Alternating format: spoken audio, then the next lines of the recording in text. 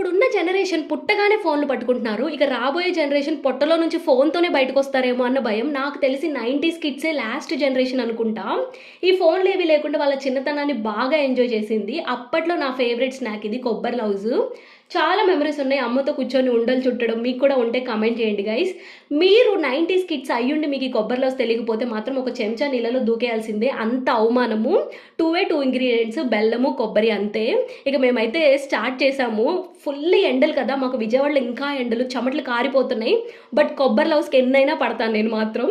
ఏం లేదు, బెల్లం కరిగించేసి తీగపాకం వచ్చేదాకా ఉంచాక ఆ కొబ్బరి లౌజ్ వేసి ఉడికించుకోవడమే. ఒక 10 మినిట్స్ అయ్యాక మీరు యాలక్కాయల పొడి, ఈ నెయ్యి వేసేసి కలిపేసుకొని ఇక దించేసుకోండి. ఇలా ఉండలు చేసుకోవడమే. కాలుతుంది బికాస్ పాకం కదా, నా ఆత్రానికి అలానే కాలింది. సో మీరు అలా చేయొద్దు, కొంచెం ఆరాక ఉండలు చుట్టుకోండి.